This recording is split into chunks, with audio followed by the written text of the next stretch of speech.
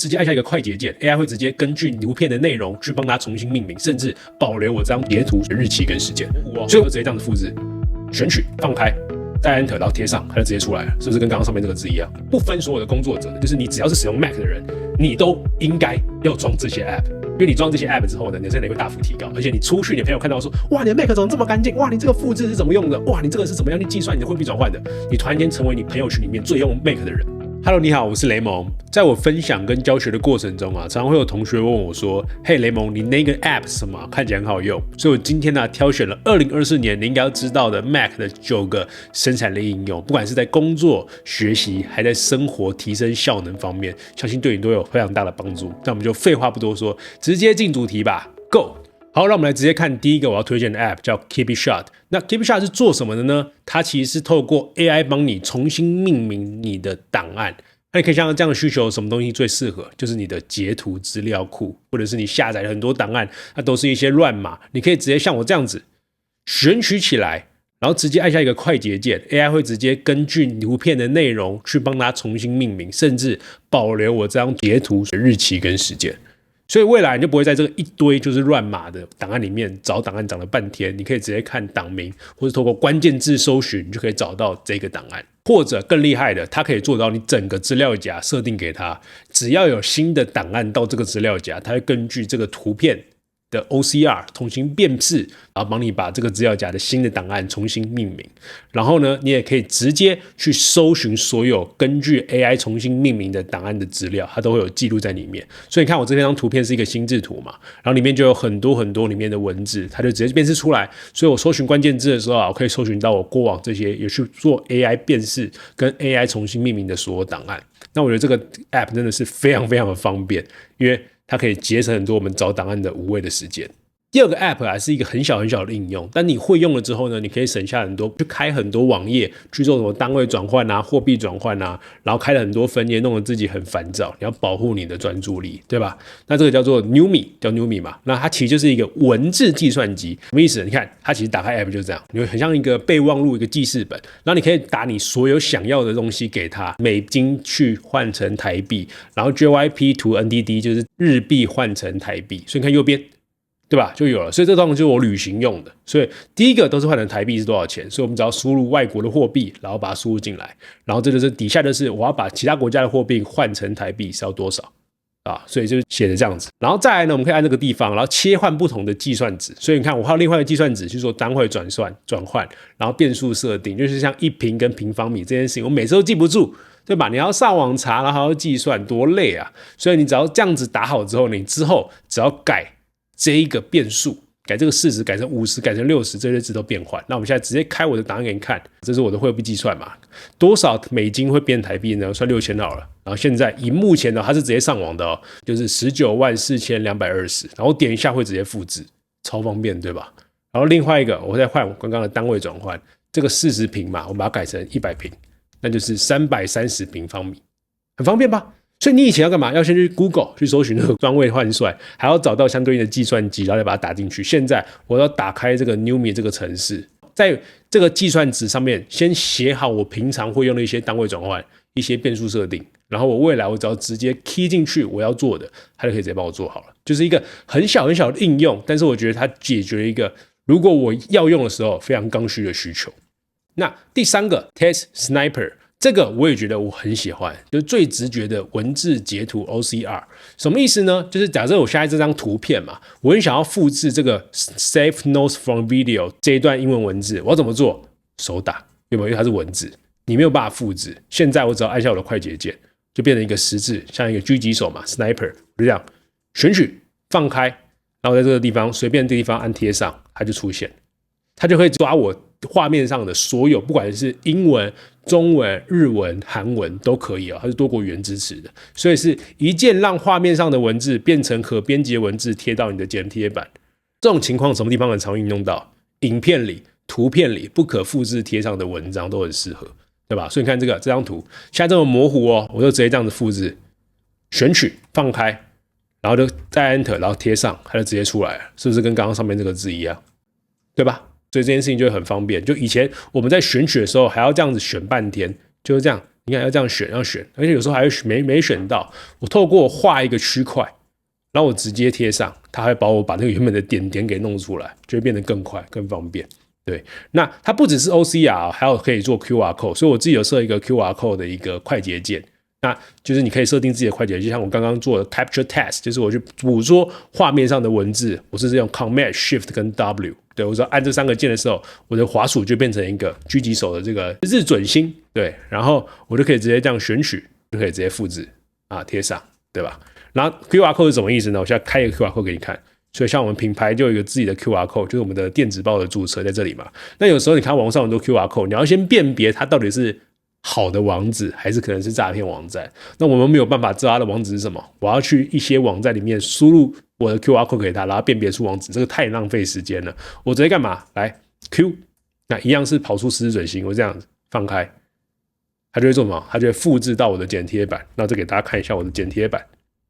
在这里，这是我的网址。所以刚刚那个 QR code 的网址就是我们电子报订阅的网址，这就是可以直接在网络上你直接看到你想要的文字，选取，看到你想要的 QR code， 然后选取，大概是这样。然后像为什么出现没有呢？因为我刚刚选取的是空白的地方，所以这个 Test Sniper 是一个我觉得最直觉、最好用的 Mac 上用的 OCR， 也是推荐给大家。好，再来是我们的 Past， 就是我刚刚用出来这个。那这个东西是什么呢？就大家很常会有一个状况，就是有时候我复制了一个东西啊，我本来要贴上到另外一个地方，但是我在过程中我不小心又复制了另外一个东西，结果我前面好不容易复制了很长段的文章，或是很精华的一个想法，就这样消失了。这件事情很可怕。所以 Pass 是什么？它就把你过往所有复制的东西都记录下来，而且它还会告诉你里面是什么 App 所复制的，甚至你还可以做定选。像这边就有个品牌用，我们品牌常常在使用的，我自己个人非常常用的一些网址啊，一些截图，我就会放在这里面。然后需要这个网址，我就这样拉过来放贴上，就直接是网址，对不对？所以它其实某种程度也像是一个范本库，然后它会记住你所有过往所复制的东西。那你也可以做搜寻，像刚刚有搜寻，你就打 OCR。你就会找到之前有复制过这段文字里面有包含 OCR， 所以这个 Pass 也是非常好，因为它是跨装置的剪贴簿应用管理，就是如果你 iPhone 也有，然后你的 Mac 也有，就是你一个地方复制的时候啊，就你不用担心再复制到你前面东西就不见了，它会全部都保留的，而且是透过 iCloud 去做同步，所以速度非常非常快。就是这些东西你看起来都很小，但是这些东西你手用了之后啊，你会发现很多东西你不用靠你脑袋去记，你可以真的把你的脑袋清空，你只要专注在你要工作的任务上，其他这种小事情啊，交给这些专门好用的直觉的数位工具去帮你处理掉。另外一个我也很常用的就是截图工具，所以你现在看到所有截图，我基本上都是用这个截图工具叫 CleanShot X 去做的。那它可以做到什么事情呢？看它的介绍，这边有一个很可爱的东西。是什么？就你截完图的时候啊，一般的苹果内建截图，它会直接存档到你的一个资料夹里面。那你就会发现你那个资料夹非常非常之可怕。为什么？因为放了超级多的截图，那越堆越久，档案就越大。那 CleanShot S 啊，它在截完图的时候，你可以选择让它这样浮出来。当只有你按下这个 Save 的时候，它才会储存。那如果你按下 Copy 的时候啊，你通常就是一次性用。你按下 Copy 的时候，直接贴到什么？贴到你的 Line， 贴到你的 Messenger， 贴到你的 Facebook， 贴到你的 IG 贴文里面。然后呢，这个你刚刚复制、你刚刚截图的东西啊，就不会被保存在你的电脑，只会保存在你的剪贴簿，所以一段时间它就会释放掉，所以这件事情就不会硬站在你的档案里面。因为很多时候我们截图只是一次性用途，它没有要我长期去储存，对吧？所以这个小功能我觉得非常贴心，很小，但是很直觉，很好用。另外一个就是你可以去做一个截图，假设我现在截图，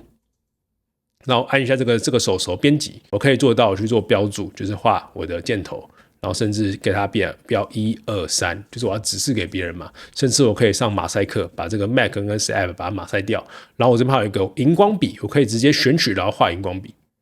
对，所以我觉得这些功能啊，就是它整合到截图，因为它知道你截完图之后，通常是要标示一些东西给大家看嘛，所以它把这个图片标示跟高亮提醒跟马赛克都整合进来了。我觉得这件事情很棒，而且会让我非常直觉去使用，不用再切换不同的 App。然后这边很可爱的，按 B 叫 Add Background， 你可以对你的这个截图啊加上一些好看的 Background， 就是背景，然后可以帮你的截图画面做一个圆角啊，甚至你要摆到下面，然后摆在上面，摆到中间，甚至你可以直接用你的桌布背景的模糊版，或者是直接用前景的去做后景模糊，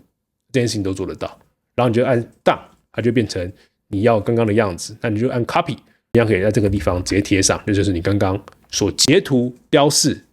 跟加背景的一张完整的图片在这里。对，然后 Windows 是有替代方案的了。Windows 的话，你可以搜寻使用这个 Screenity， 跟那个 CleanShot X 蛮像的一个替代方案。好 ，Mac 的小工具啊，还有一个我觉得也很棒的，想要跟大家分享，就是这个 Bartender。那这个 Bartender 是什么呢？是一种整理的 menu bar。举例来说啊，一般的 menu bar 就会长这样，就是我把 Bartender 关掉之后啊，我的电脑的最上面那一栏就会长这样。那你发现我现在为什么长得非常干净吗？因为我有使用这个 Bartender， 所以我把 Bartender 关掉给你看了，我现在关掉，啊，全部跑出来了，那你就眼花缭乱。然后现在你看到这个萤幕还是因为我用32寸的萤幕，所以可以全部都展示出来。那如果放在我的外出的笔电上呢，它就会被我中间那个刘海给卡住，就非常非常可怕。那我就要怎么样呢？我就直接打 Bartender， 它就全部收起来了。然后我可以按一下这个点点点，就会把我底下的东西跑出来。然后更可爱的是什么？就你可以根据你自己的需求去设定，也就是你可以看我上面这一排是因为我太常使用，就把它放在外面。那一些比较不常使用的，我就把它放在第二层。然后它很贴心的地方啊，就假设这个东西是有提醒的，就你可能在读取什么东西，在跑什么样的东西，当它出现了一个执行的动作的时候啊，它会跑到第一层。所以你不用担心说你原本就放在第一层，就想让大家常常注意嘛，可能有些通知啊，有些你在转档啊，那你放在第二层的时候你就不会注意到，不会，因为它让你完成的时候，它产生通知的时候，它会自动的跑到第一层，所以有通知有警告的时候才会浮出来，而且你可以自由的调整位置。所以我觉得把画面变得干净，其实也是某种的保护生产力。好，我跟大家今天推荐的这个前面这几个 App 啊，就现在目前画起来的这几个 App， 它都是在一个，你刚刚看到我前面都有一个这个截图嘛？这截图是什么？这截图其实叫一个 Set App 的工具。那这个工具啊，它其实是一种 Mac 应用程式的一个商店。那你只要订阅了这个应用程式商店之后啊，里面的所有的付费 App 都是包在这个套餐里面的，而且一个月只要$9.99美金。就是举例来说啊，你可以看我现在目前装了多少的 App。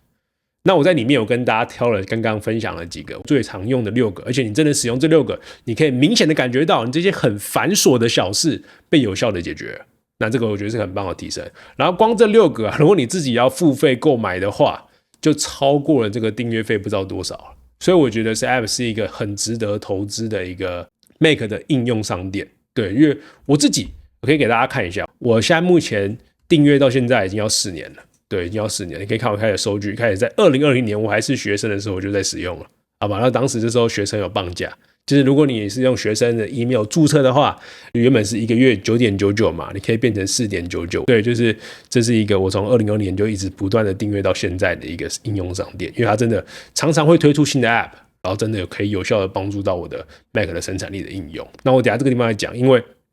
我们有一个专属30天的试用嘛。对，你使用了之后啊，你会有前30天的免费。如果你官网自己注册的话，只有7天。所以这个注册码怎么使用，我等一下会跟大家讲。那我们再回来看，我还有几个比较大型的 App 想要推荐给你，因为前面都是比较小型的，直接使用的时候是不分所有的工作者的，就是你只要是使用 Mac 的人，你都应该要装这些 App。因为你装这些 App 之后呢，你的生产力会大幅提高，而且你出去，你的朋友看到说，哇，你的 Mac 怎么这么干净？哇，你这个复制是怎么用的？哇，你这个是怎么样去计算你的汇币转换的？你突然间成为你朋友群里面最用 Mac 的人 ，OK 吗？这几个 App 是任何人都可以上手的，而且不分需求，我觉得只要是人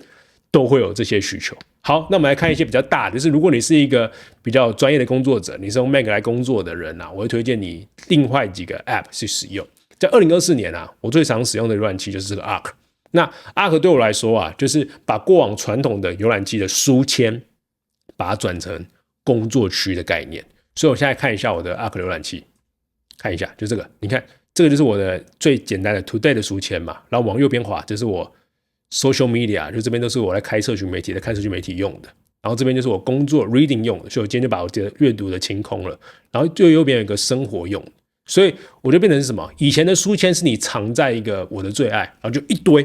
那一堆的时候啊，因为它其实有些是购物用的啊，有些是旅行用的啊，有些是工作用的。那你看到很多东西的时候，你就干嘛？你就会被分散注意力，对吧？所以 Arc 的好处就是什么？它根据你自己的需求，你去设计不同的工作区，然后定选在这边的东西啊，就是书签。然后这边是一个不分工作区的书签，所以可以帮助你在适合的时间，就工作的工作区的时候啊，只看到工作要用的书签，然后生活娱乐的时候啊，只看到娱乐用的书签，你就不会被其他类型的我的最爱给分心掉。我觉得这件事情是一个它最好最核心的设计理念。那在这此之外啊，它其实还有做到一些很棒的一些小功能，我觉得完全超越所谓的 Chrome 跟 Safari 的一些小功能。第一个就是这个 Little Arc， 我超喜欢，就是你看我现在点任何的一个连结哦，它出来的是一个这样子一个浮窗的浏览器。因为很多时候啊，我们点一个连结，我们只是这样稍微看一下，我不想让它挂在我的分页，因为你觉得越累积越多，对吧？所以当这个连结我看完了，不要我就关掉，它不会去影响到原本 Art 里面的分页，它不会放进去。所以这个Little Art我很喜欢。那假设你现在打开好了，那你真的觉得啊，这个东西我觉得这个文章有点长，我要看久一点，然后我需要一点点时间，我按照这个，我可以存到我的 Reading， 然后现在呢，你看它都跑到我的 Reading 里面了，对吧？所以 Little Art 是这个用法。然后偷看网页内容是什么意思呢？我们再打开一下给大家看，也就是这篇文章里面有引用到很多其他的文章嘛。我这个滑鼠移过去的时候，除了左下角会有网址，但是我不知道里面内容是什么嘛。我按住 Shift Arc 浏览器会帮我偷偷先前往那个网站，然后帮我 summarize。那只是因为现在他们支持的大部分是英文，所以即便有那篇文章明明就写的是中文，但是出来是英文。所以英文能力比较好的同学应该可以看得懂，那英文能力比较不好的，那可能就可以等一下 Arc 的更新，未来可能会推出中文摘要的选择，这时候就会对大家非常非常方便。你很多时候相当于一个连结，不用点，你只要干嘛？按下 Shift， 它就可以直接帮你先前往那个网页，然后帮你看一下这网页的内容是什么，就知道你要不要点过去看这个网页。这个是一个也很棒的一个 AI 的小功能。然后另外一个我也觉得非常棒，就是我觉得 Arc 整个的设计就是帮助我们 focus， 帮助我们保护我们的专注力，所以有个很厉害的功能叫 Boost。那这 Boost 是什么呢？你可以看画面，就是我的 YouTube 频道嘛。平常在逛 YouTube 的时候，我自己会喜欢在我的 YouTube 频道上不要看到 Share 跟头条新闻，因为我觉得这样的东西非常的影响我要去体验我的 YouTube 的这个时间，因为我觉得短影片还有所谓的新闻很多时候会让我就是不断的分心，看到很多本来没有想要开这个 YouTube 看的时候，所以我就可以点这个 Boost， 然后我按这个 Zap， 我只要选取我不要的区块，这个黄色点下去的时候按 Zap This， 它就把它藏起来。所以它简单来说就是透过前端的方式让这个区块隐藏起来，你不会看到。所以你可以看我现在目前 YouTube 就长这样就不会有所谓的 Short， 那我就可以在我的 YouTube 上可以看到我想要看的东西，就更少的分心所在。所以你也可以把你的 Facebook 把你常常看的网站，透过 Zap 的机制，把一些不要的广告栏位，把它偷偷的隐藏起来，好不好？就是如果你想要更完全知道 Arc 的应用的话，Papaya 电脑教室有拍一支很棒的完整介绍的影片，你可以看一下它是怎么介绍，你可能会看到这个浏览器的潜力，跟它拥有的一些很棒的一些功能。好，另外一个想跟大家推荐的，如果你是很常使用影片Podcast 音频做学习的，而且你很喜欢看国外的，就是不同语言的创作者的话，我觉得这个 Memo.ai 是一个很好的学习利器。举例来说就是我可以把一支 YouTube 的影片的网址直接丢给他，然后可以快速的帮我去语音转文字，然后透过翻译的方式让它变成双语影片。所以你最近很常看到有些影片怎么那么快就有双语影片了，通常都是使用 Memo.ai 去快速转录出来，然后发布出去的。然后它甚至可以帮你把这个内容重新变成心智图变成一个 summary， 让你可以写 note， 然后同步到你的笔记工具。简单来看一下我现在目前的这边，你看像这个就是苹果的发表会嘛，然后有一个5分钟的精华版，然后我就把它输入一个网址，然后快速转录，然后转录完了之后看这个翻译，然后选择我这边的 OpenAI 的翻译，因为我给它我的 OpenAI 的 API， 按下翻译之后呢，它就翻得很快。然后之后呢，你看到这边播放起来 Sound more friendly, professional, or concise。 所以上一个影片大家还记得那个 GPT-4o 嘛，它其实就是用 Memo.ai 去做的。所以我现在目前如果看一些外语影片我觉得这样子的方式，第一件事情就是它可以让我用查找的方式找到一些关键字，它原本的段落我记得它讲得很好，我就可以透过关键字的方式直接搜寻它。就比起纯慢慢的看影片，如果你要做复习的时候，你把它变成一篇文章再看，我觉得对你的吸收跟再复习的效率绝对会大幅的提升。那唯一要跟大家建议的地方就是 Memo.ai 现在是一个内测产品，所以你可以免费的体验它，但是它有付费版本。那免费跟付费的差异在哪里呢？就是你语音转文字的这个模型，那简单来说就是破版本的这个模型就越准确。通常英文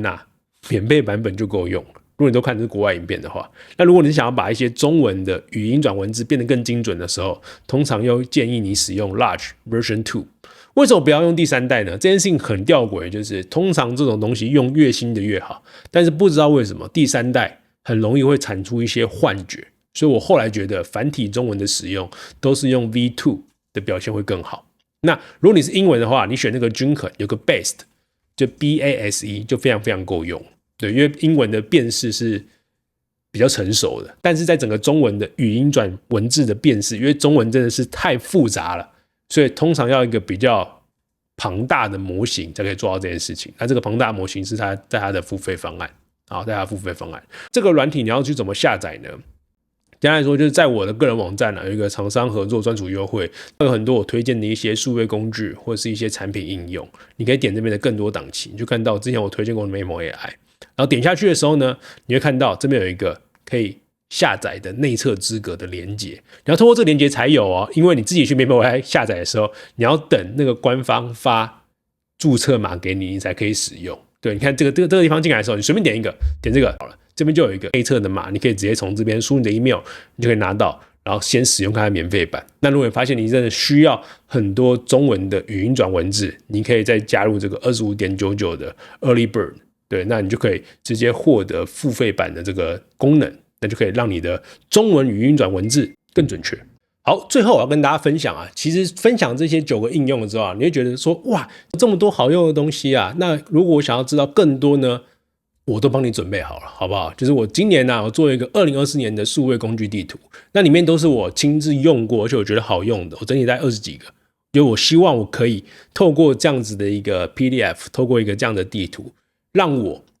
每一年都有一个这样的机会去回顾我每一年用了哪些的 App， 哪些 App 很棒，持续使用，哪些 App 它被替换掉了，我找到更好的替代方案，或者说哪些新的需求，所以我用哪些新的 App。举例来说好了，像我刚跟你推荐的什么 CleanShot X、Past、Test Sniper 这3个东西基本上都是我从2021年就一路用到现在。然后因为我为什么要再介绍一次呢？因为我觉得所有在 Mac 的使用者都应该用到这3个，这3个是老大哥了。我在我很初期的时候就开始使用，它可以帮助你处理那些日常中会碰到很多次，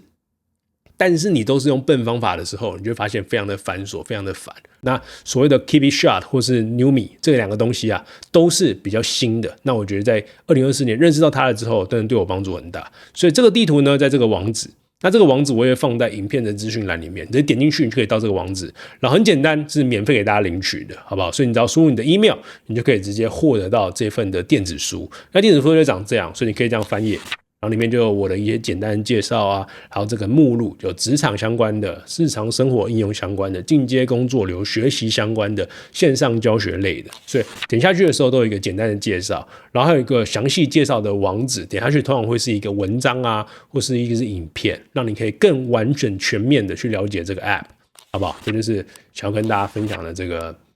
PDF 简单的小电子书，然后免费给大家领取。那如果你看到这些 App， 你真的很想要有兴趣去用得更好的时候呢，怎么办呢？其实我底下有一堂课程，那这堂课程其实是把我的这个数位工具地图里面的基本上90%的 App 都一个一个展开来讲，我是怎么用的，教学给你。对，如果你已经是一个很熟练的数位工具者的话，你其实看这个 PDF， 你就可以知道哪些很好用的 App。那你在用哪些 App 你觉得卡卡的，你需要有人可以解惑，需要有人可以引导你去怎么使用的话，你也可以参考一下底下这场数位工具的实战地图课。对，那这就是先想要跟大家分享的资源。那另外也刚刚有讲到嘛，就是 Set App 到底怎么注册呢？其实我们现在快速来看一下，快速带你过一次。就是如果你是 Mac 用户的话，我会建议你把握这个30天的去试用看看这样子的一个全套式的应用商店。那如果你发现里面的 App 或者我今天介绍的9个 App 都对你来说没有帮助的话，你也可以随时取消你的信用卡，就不会再扣款了。所以很简单，怎么样呢？就是底下有一个连结，在我的影片资讯栏会有一个专属的30天试用码，你会看到就是一个 Raymond。你点下去按 Continue， 那它就会叫你去注册账号，然后注册完账号的时候，你就可以获得进入你的主控台，按 Continue 之后，它基本上会下载一个 Set App 的 App， 然后你 Mac 只要下载这个 App， 然后登录你刚刚注册的账号之后，里面的所有的 App 可以随便你下载。那这些 App 你可以在 App Store 都可以长到一模一样，因为它们都是正版的软体。那你看看你可以去看看原本在 App Store 一个月要付多少钱，或是买断要多少钱，结果你在 Set App 里面是全部可以畅通无阻的，就有点像是 Apple 有一个 Archive， 就是一个玩订阅之后可以玩所有游戏的。那 Set App 就是你订阅了之后，你可以使用上面所有的2500个付费的专业应用在这边。所以我慢慢的滑过去啊，你可以先使用什么 Text Snippet， 然后把我这个画面你觉得很棒的，把它 OCR， 然后就可以复制这个文字，然后去搜寻，好不好？这是我推荐给大家的。好，接下来的时候，如果你进来的时候啊，到这个地方，你要先绑定你的信用卡，就可以开始这个30天的试用期。那如果啊，你过了2个礼拜、3个礼拜，你用完之后觉得，你觉得你可能没有需要这个东西，我还是喜欢用我原本使用 Mac 的方式，也非常 OK。怎么办呢？你到你的个人的主控台点 My Set App，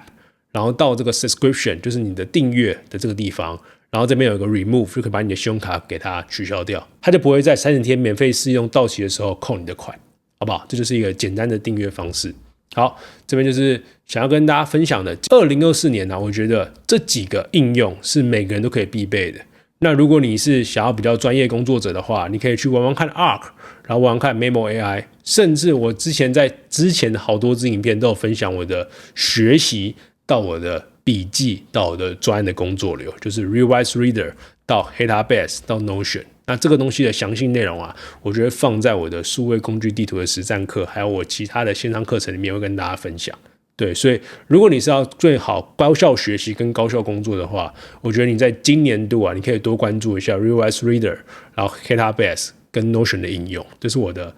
整个学习到工作的组合应用。那如果你要讲刚刚那个日常提升生产力工具的话，就是我今天跟你介绍的这9个。希望今天的分享对你有帮助。如果你有任何的问题，你也可以底下留言给我。那你觉得哪个东西对你很有收获，或者你有一些很棒的 Mac 应用想要跟我分享的话，你也可以在底下留言，我看到的都会回复给大家。那我们下次见了，拜拜。